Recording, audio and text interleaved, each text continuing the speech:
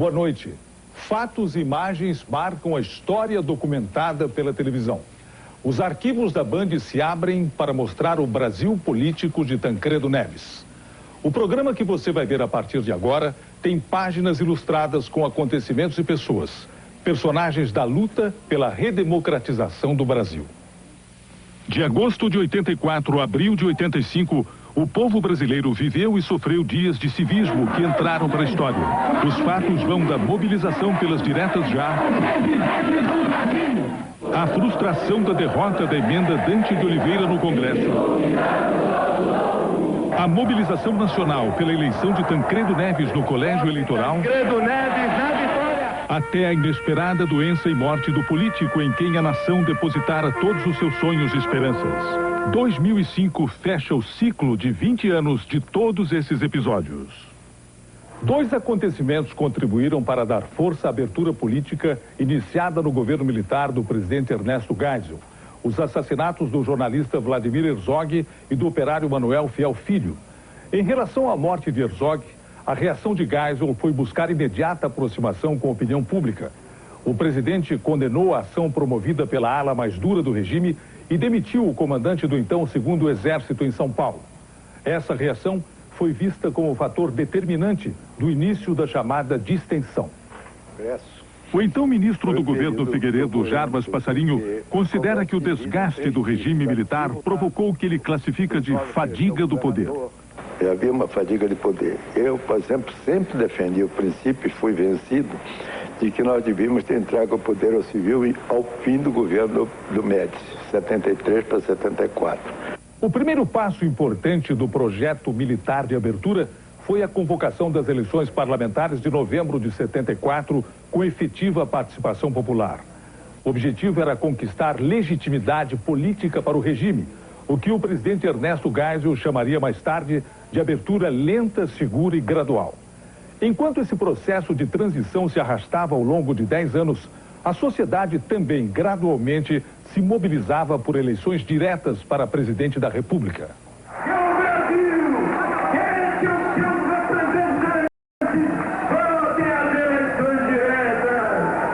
Em 84, milhões de brasileiros saíram às ruas da memorável campanha das diretas já. O movimento popular era liderado pelos partidos de oposição ao regime autoritário, PMDB, PDT, PTB e PT, com apoio de setores da sociedade civil organizada, representados pela Igreja, sindicatos de trabalhadores, Ordem dos Advogados do Brasil, Associação Brasileira de Imprensa e movimentos populares urbanos. Um grupo de empresários da Federação das Indústrias de São Paulo também declarou apoio às diretas já. Nós, então, nos reunimos para fazer um documento pedindo abertura política. E ficou o documento dos 8, que foi o primeiro documento de empresários considerados representativos, pedindo abertura, pedindo negociação direta. A campanha das diretas já dava os primeiros sinais de vida em abril de 83, depois do encontro dos governadores Leonel Brizola, do Rio de Janeiro, Tancredo Neves, de Minas, e Franco Montoro, de São Paulo, no Palácio dos Bandeirantes. Testemunha desse encontro, o jornalista Mauro Santayana relembra como começou a articulação pelas diretas. Tancredo começa a trabalhar claramente pela recuperação das eleições diretas para a presidência da República e pela redemocratização do país. Ele precisava reunir todos os governadores que haviam sido eleitos pela oposição. Então nós articulamos uma reunião em Foz do Iguaçu, a pretexto da situação econômica dos estados. Mas o objetivo era político, era exigir as eleições diretas já para a presidência da República. Foi redigida uma nota e eu, a pedido, por ordem ou por recomendação de Montoro e de Tancredo, eu redigi uma parte final dizendo que os governadores instavam o Congresso a que votasse emenda constitucional imediatamente, restaurando as eleições diretas para a presidência da República, ainda para a sucessão de Figueiredo. Foi aí que surgiu a emenda Dante de Oliveira. O deputado federal Dante de Oliveira apresentou o projeto de emenda constitucional prevendo alterações nas regras eleitorais. A eleição constitucionalmente indireta, que só dava direito ao voto dos congressistas, mudaria para direta, caso o projeto fosse aprovado, e devolveria ao povo o direito de eleger o presidente da República. A campanha pela aprovação da emenda Dante de Oliveira ficou marcada como um dos maiores movimentos populares da história do Brasil. O povo queria mais liberdade e o fim da repressão política. O povo também queria reconquistar o direito de eleger o presidente. Toda uma geração ainda não havia votado para presidente da República. Poucos se lembravam daquele 3 de outubro de 1960, quando a nação escolheu Jânio Quadros como sucessor de Juscelino Kubitschek. Foram 6 milhões de votos para apenas 7 meses de governo. E a renúncia que deflagrou uma das maiores crises da vida política brasileira. Por isso, quando as oposições levantaram a bandeira das diretas já, a nação apoiou. O clamor das ruas exigia o fim do rodízio dos generais no poder. A voz do povo misturou-se aos discursos inflamados dos principais líderes da oposição. O grito do Brasil está na garganta, no geograficamente pequeno, mas o grande historicamente nas eleições diretas. E ao apelo de artistas populares.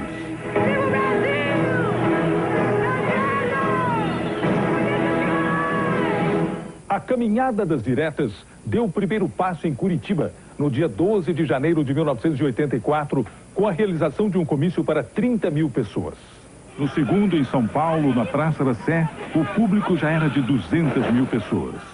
A Rede Bandeirantes cobria tudo, ao vivo. Trabalho jornalístico que valeu o reconhecimento como a TV das diretas sempre. Aqui na Praça da Sé, nuvens pretas no céu, chuva caindo. Mas mesmo assim, ao som de Milton Nascimento, o pessoal não arreda a pé. Ao todo, foram realizados 28 comícios pelo país. Em Belo Horizonte, 250 mil pessoas se concentraram na Avenida Afonso Pena, que corta ao meio a capital mineira. Mas a maior manifestação pelas diretas já ocorreu no Rio de Janeiro. 1.200.000 pessoas tomaram a Avenida Presidente Vargas e gritaram ao Congresso e ao governo pelo imediato restabelecimento da eleição direta para presidente da República.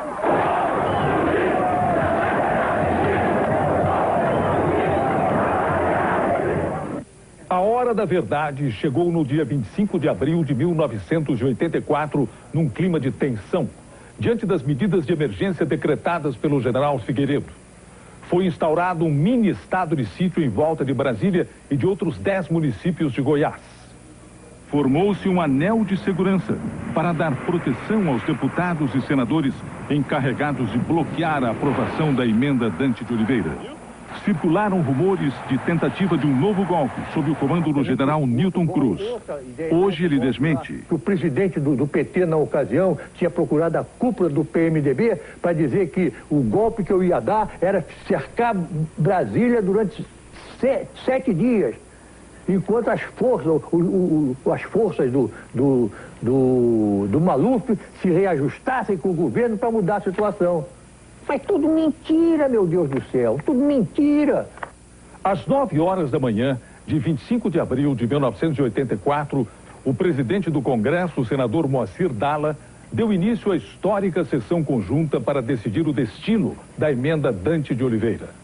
A número regimental, declara aberta a sessão. A sessão prolongou-se até às 2 horas da madrugada da quinta-feira, 26 de abril. No final, faltaram 22 votos para que a emenda Dante de Oliveira fosse aprovada. As oposições precisavam de 77 votos do PDS e só conseguiram 55, graças ao grupo dissidente liderado pelo vice-presidente da República, Aureliano Chaves. Na soma, 298 congressistas votaram a favor das diretas, mas os 2/3 exigidos não foram alcançados. Frustração, lágrimas, emoção.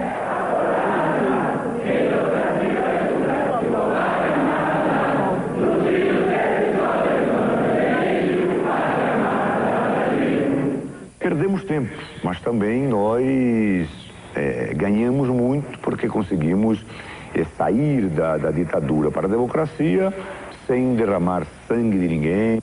O partido no governo venceu, mas saiu rachado do Congresso. Estava claro que, mesmo pelo voto indireto, o Planalto teria dificuldades em manter o continuismo. E foi exatamente o que se viu nos meses que antecederam a eleição de Tancredo Neves. Povo e políticos mobilizados. Eu acho que eles deviam ir para o colégio eleitoral. Essa era a grande discussão. Veja a seguir a campanha nas ruas e a eleição de Tancredo a partir de articulações dos bastidores políticos do colégio eleitoral. Em instantes, depois do intervalo. Até já.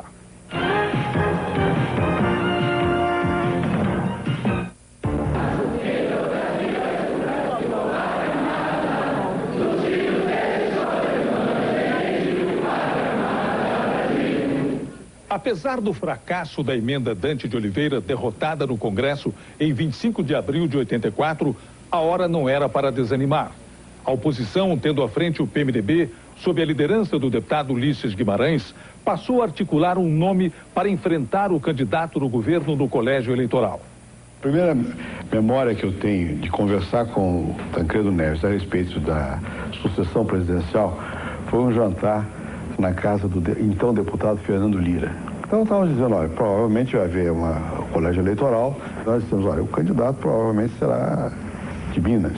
O Tancredo pegou no meu braço e disse, eu não, prepare-se, vai ser você. Ele, bom, então vai ser ele, porque eu não tive nenhuma condição, né?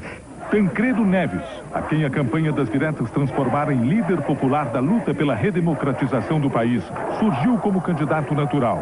Ele já havia considerado esta possibilidade antes mesmo da derrota das diretas, segundo o amigo e assessor Mauro Salles.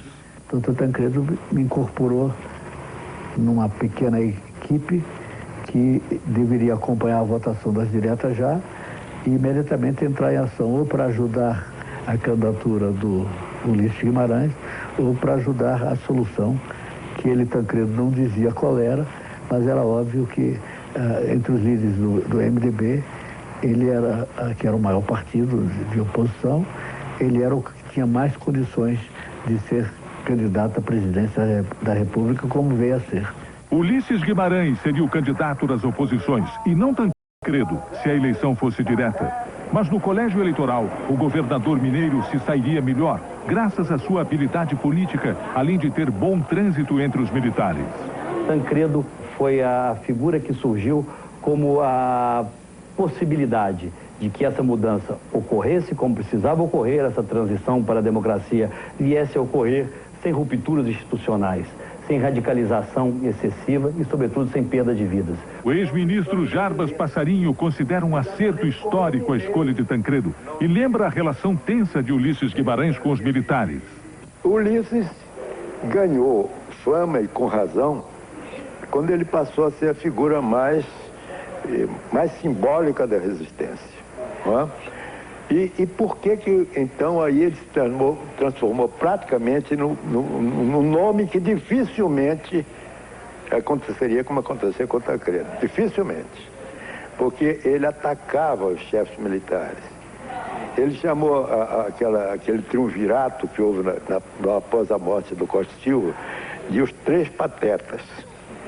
A candidatura de Tancredo Neves recebeu apoio imediato das oposições, com exceção do Partido dos Trabalhadores. Seus líderes, Lula inclusive, entendiam a eleição indireta no Congresso como traição à luta pelas diretas. O PT radicalizou e os deputados Bete Mendes, José Eudes e Ayrton Soares, que decidiram apoiar Tancredo Neves no colégio eleitoral, tiveram que deixar o partido sob ameaça de expulsão. Os militares menos conservadores e menos anticomunistas estavam dispostos a negociar uma saída. Eu, como líder do PT, entendi isso e procurei transmitir isso ao partido. Infelizmente, vozes distantes que não entendiam esse contexto, na época optaram para não participar.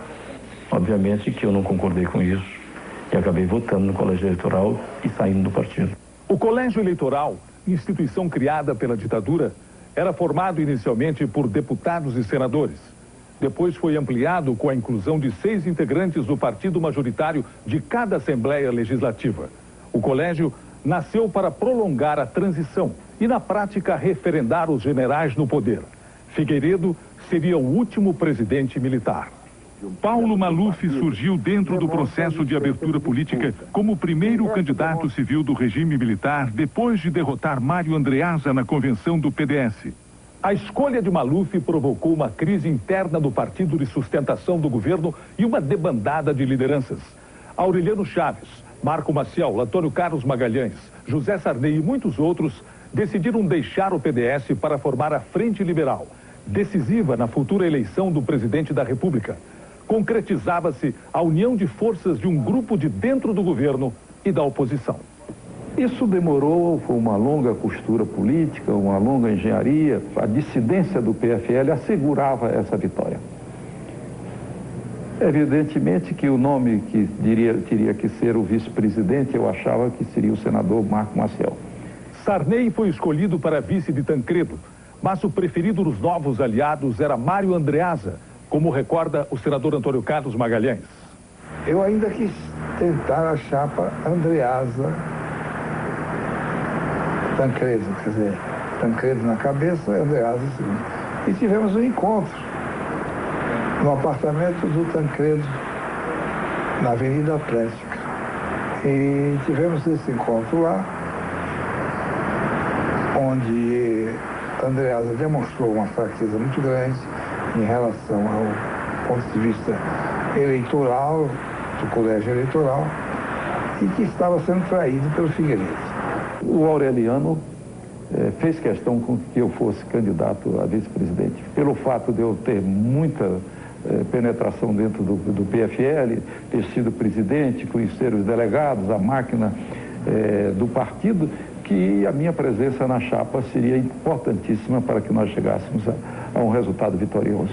Para o ex-presidente Fernando Henrique Cardoso, a aceitação de José Sarney na chapa de Tancredo entrou para a história como um paradoxo político. O fato é que, num certo momento, deu-se mais um paradoxo. O senador Sarney, ex-presidente do partido que era contra nós, passou a ser o candidato a vice do Tancredo Neves. A incorporação dos dissidentes do PDS à Aliança Democrática das Oposições levou Paulo Maluf a dizer o que sustenta até hoje, que Tancredo era o verdadeiro candidato do regime militar. As forças políticas que sustentaram a revolução e o regime militar ajudaram a eleger Tancredo e se perpetuaram no poder. Paulo Maluf lamenta a morte de Tancredo e faz elogios ao ex-presidente. Tancredo era um homem de bem, um grande estadista. Pena que ele morreu antecipadamente, teria sido um dos grandes presidentes que o Brasil teve. Newton Cruz, na época chefe do Serviço Nacional de Informações, diz que o governador de Minas poderia ter morrido antes. O general afirma que Maluf o procurou para encomendar a morte de Tancredo Neves. Pediu para matar o Tancredo. Matar. Por quê? Porque ele está pensando que era um matador. E disse que ele, presidente, eu seria o chefe do ACNI dele. Absoluta mentira. Está sendo processado por mim. Bastidores da articulação para eleger Tancredo no colégio eleitoral só agora são revelados pelos seus personagens. Os segredos incluem até um caso de espionagem política. Começamos a fazer uma composição e procurar alguns chefes militares que pudessem colaborar conosco. Consegui um informante dentro da área que era a área mais dura, o núcleo duro, que nos transmitia todos os movimentos que estavam sendo feitos naquele momento e que nós começamos a abortá-lo através da divulgação na imprensa do que estava ocorrendo. E o nome do informante? Isso a gente tem que guardar porque faz parte da história. A eleição era indireta, mas as oposições queriam evitar surpresas no colégio eleitoral e decidiram manter a mobilização popular remanescente da campanha das diretas. As ruas pressionariam os parlamentares a votar em Tancredo Neves. A estratégia era reforçar a imagem popular do candidato por meio de uma ampla campanha publicitária. O publicitário Mauro Salles coordenou um time das melhores cabeças da propaganda brasileira. Tinha o Washington Oliveto, tinha o Roberto Dualib, tinha o Alexandre Perecinoto, tinha o Nizam Guanais, o Roberto Medina, quer dizer, os homens que fizeram a história da propaganda brasileira se juntaram para defender a candidatura de Tancredo Neves. Nenhum interesse de contas ou de valores ou de coisa nenhuma. Foi uma lição de civismo dada pelos profissionais da comunicação. A campanha de Tancredo Neves. O povo estava de volta às ruas. São João del Rei, cidade natal de Tancredo, foi escolhida para o primeiro comício. No discurso do candidato, o tom da campanha. E aqui estou hoje conclamando e conclamado para que todos nós, mais do que nunca, sejamos um só pensamento, uma só vontade, um só sentimento. Tancredo outra vez percorria o Brasil de norte a sul. Em cada cidade, novos apoios e discursos com forte apelo democrático. Uma vez eleito presidente da República, das primeiras decisões nossas será atribuir poderes constituintes ao futuro Congresso. Já nas entrevistas, o jeito mineiro de responder. O governador Gilberto Gastrinho, pela ligação que tem com o senhor, é ministeriável na sua equipe de governo? E por que não? Todo brasileiro é ministeriável. As pesquisas eleitorais antecipavam o favoritismo do candidato da Aliança Democrática. Onde quer que se faça uma pesquisa de opinião, não eu, pelo que eu posso valer pessoalmente, mas pela causa que eu represento, nunca temos menos de 70%. No dia 15 de janeiro de 1985, o Colégio Eleitoral reunia-se para eleger o primeiro presidente civil, depois de 21 anos. 686 congressistas fariam as vezes de 60 milhões de eleitores. Instalada a sessão histórica, durante 3 horas e 20 minutos, os votos foram dados e justificados, um a um. A minha voto para garantir terra para a comunidade indígena ou para o Tancredo Neves. Expectativa dentro e fora do Congresso. O país aguardava o voto da vitória da nação sobre o regime autoritário. Eu pensei que o sonho de grande nação tinha acabado. E Deus me permitiu a honra de dizer hoje que com o meu voto faço dele o golpe final contra a ditadura fascista e entreguista que infelicitou minha pátria. Voto em Tancredo Neves na vitória! Por todos os dias que se seguiram e por todos os anos que vieram, este voto me acompanha, este voto é lembrado em cada esquina, a cada momento. De repente alguém diz: ô João Cunha, você deu voto. Ô João Cunha, eu me lembro do voto. Tancredo Neves venceu Paulo Maluf por 480 votos contra 180 e foi proclamado presidente do Brasil. Proclamo eleito presidente da República Federativa do Brasil para o período a iniciar-se em 15 de março de 1985. Sua Excelência, o Dr. Tancredo de Almeida Neves. Foi o povo nas ruas que fez esse milagre. Ninguém resiste ao povo, à vontade do povo, quando ele fez como agora, ir às ruas, exigir a mudança. Parabéns a este povo que escreve uma página na nossa história. Em seguida, Tancredo discursou e agradeceu ao povo brasileiro. Ao prestar minha homenagem a esses brasileiros, que são a maioria de nosso povo, reafirmo-lhes o compromisso de dedicar todo o meu esforço para que se amplie e se respeitem os seus direitos. No final, de mãos dadas, o Brasil do futuro cantou o hino nacional.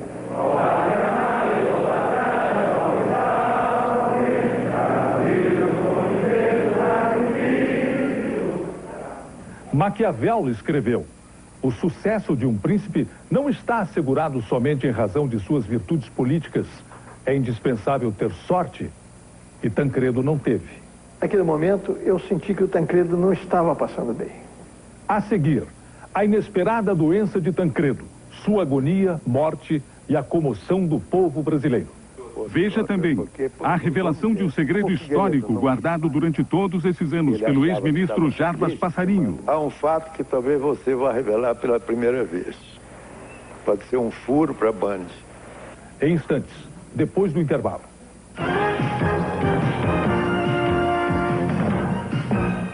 Seu eleição direta do país.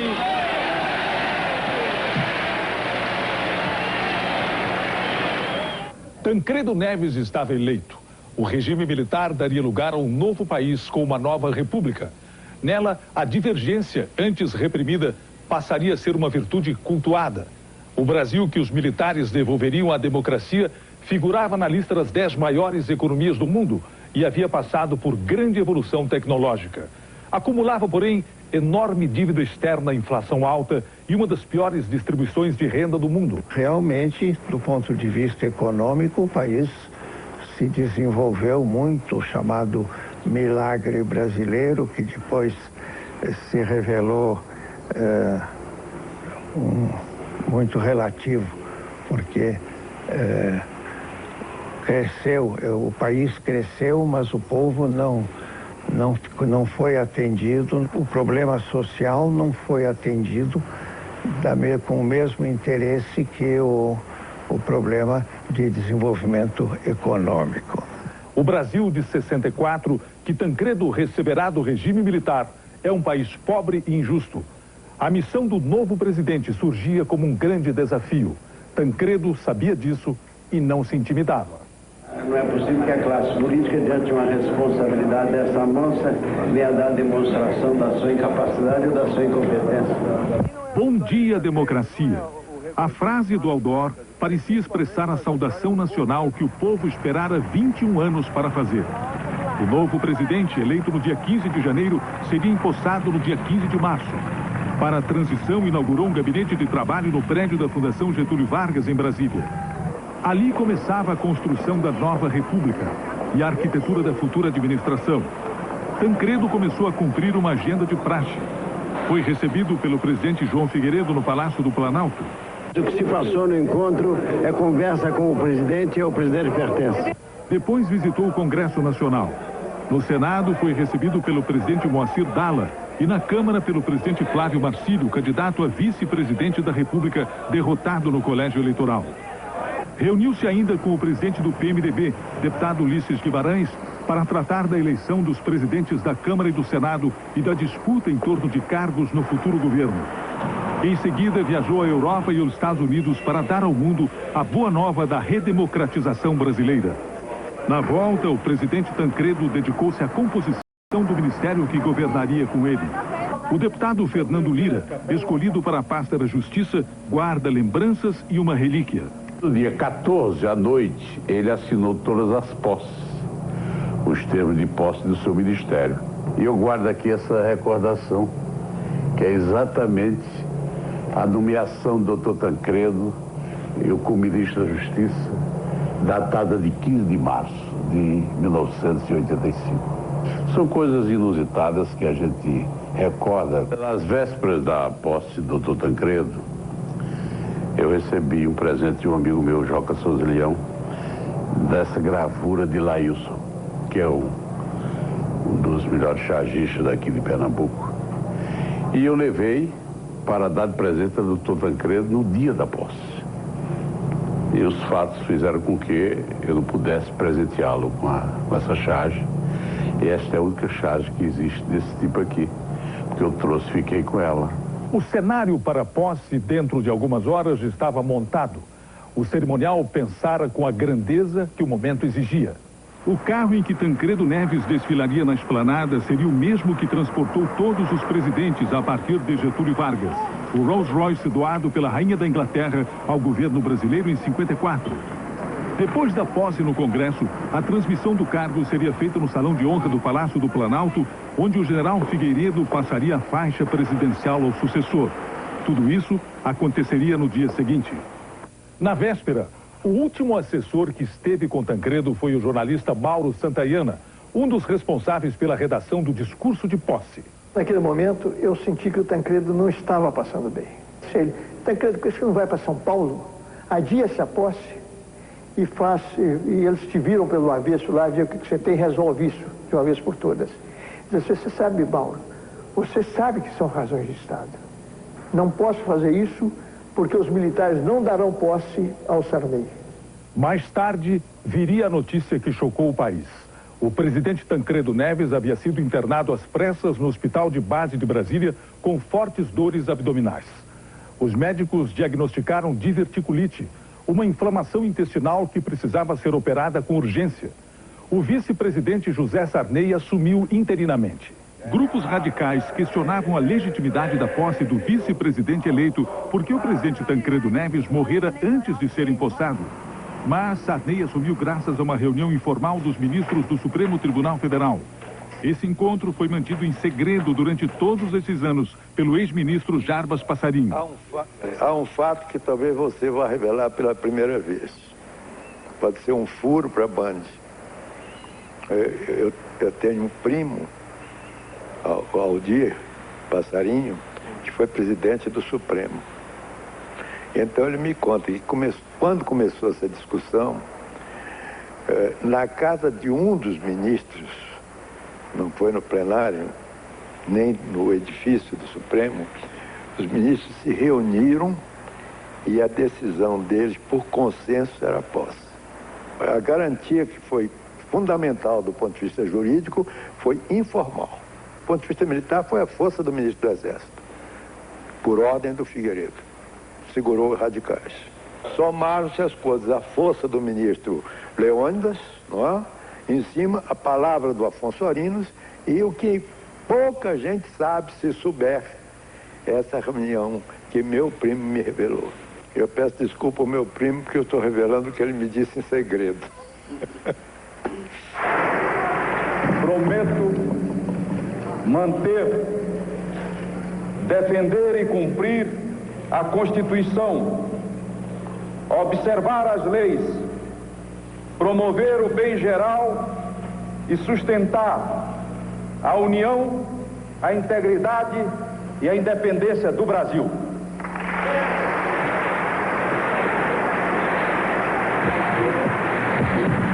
Eu assumi no dia 15 e julgava que dentro de 5 dias ou 6 o Tancredo voltasse. Tancredo não voltou. Dada a gravidade da doença, foi removido para o Instituto do Coração em São Paulo. Começava uma agonia vivida publicamente frente às câmeras de TV. Os boletins médicos transmitidos pelo secretário de Comunicação, Antônio Brito, sobressaltavam ou renovavam esperanças. Nesse momento, o senhor presidente da República, Tancredo Neves, está sendo submetido a um exame de tomografia computadorizada. As primeiras horas de hospital, tinha mais gente dentro do hospital do que no Maracanã, quer dizer, né? E aí nós, em poucas horas, foi necessário pôr ordem. Claro que isso é mais fácil de falar do que de fazer, porque eu me lembro, por exemplo, na madrugada, que daqui a pouco está lá o doutor Leonel Brizola indo fazer uma visita. O doutor Brizola tinha brigado com o presidente Tancredo, era um gesto bonito do doutor Brizola ir ao hospital. Como é que faz? Mas a família está cansada. Então eu me lembro que nós ficamos conversando, o doutor Brizola e eu, fiquei recebendo, daqui a pouco está chegando lá um presidente de um outro país. Então foi uma circunstância, obviamente, muito difícil de administrar, mas a preocupação foi não esquecer que se o doutor Tancredo era presidente da República, era também um ser humano que estava hospitalizado em estado muito grave. O sofrimento de Tancredo, submetido a 7 inúteis cirurgias, o transformara em mártir. As demonstrações de fidelidade do povo ao condutor de suas esperanças, símbolo da mudança, iam das romarias ao INCOR a promessas e preces em todo o Brasil. Assim na terra como no céu. O presidente Tancredo Neves resistiu até o 38º dia de sofrimento. Lamento informar que o excelentíssimo senhor presidente da República, Tancredo de Almeida Neves, faleceu esta noite no Instituto do Coração às 10h23. Quem deu a notícia da morte de Tancredo ao presidente interino José Sarney por telefone foi o jornalista Mauro Salles. Eu estou cumprindo o dever de lhe dizer que o presidente Tancredo Neves acaba de falecer. O Sarney ficou em silêncio e depois eu digo que Deus inspire o senhor presidente nessa dificuldade. Aí ele fez o silêncio. Mauro, obrigado, reze por mim. Eu tive uma comoção pessoal muito grande naquele momento. A minha primeira reação foi realmente de me recolher ao meu quarto, em frente ao oratório, e comecei então a chorar e a rezar pelo Tancredo. Depois então é que eu comecei a pensar nas responsabilidades que a partir daquele momento elas recaíam sobre meus ombros. Ele devia saber que estava doente, mas para que houvesse a transição, ele correu todos os riscos, até o risco da vida. Tanto que o Afonso Arino dizia, muitos deram a vida pelo Brasil, Tancredo deu a sua morte. A dor nacional pela morte de Tancredo leva milhões de pessoas às ruas de São Paulo, Brasília, Belo Horizonte e São João del Rei. A seguir, a maior homenagem póstuma já prestada a um líder político no país. Tancredo Neves morreu no dia 21 de abril de 1985, aos 75 anos de idade, depois de 38 dias de internação. Mesmo esperada, sua morte provocou imensa comoção nacional, a partir do anúncio oficial feito pelo presidente José Sarney. Brasileiros, Deus é testemunha de que eu lhe entregaria o melhor dos meus dias para não enfrentar a fatalidade desta hora. Tancredo Neves morreu. O sentimento do presidente Sarney deu o tom emocionado das manifestações de pesar do povo brasileiro.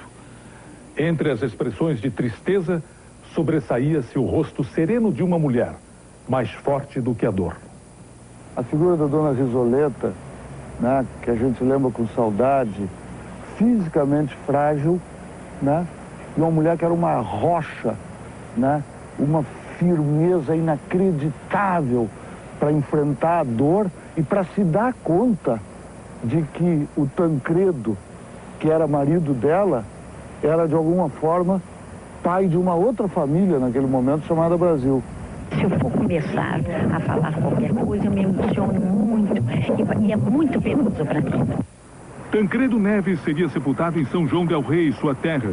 Em São Paulo, centenas de milhares de pessoas foram aguardar a saída do corpo do Instituto do Coração e cerca de 2 milhões acompanharam o cortejo até o aeroporto de Congonhas, na maior homenagem popular prestada ao líder político do país.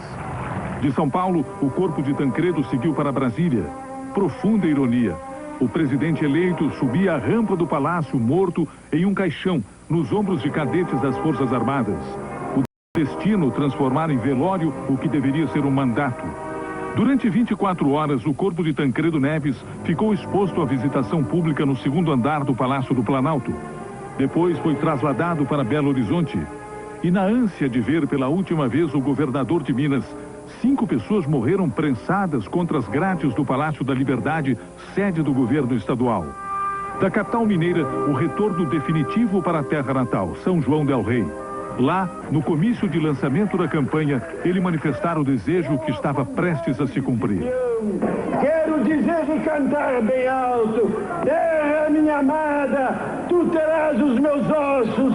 Às 11h30 da noite do dia 25 de abril, Tancredo Neves era enterrado no pequeno cemitério da Ordem de São Francisco. Para os seus companheiros de luta e de ideal, ele tudo fez bem e por isso foi bem amado por todos.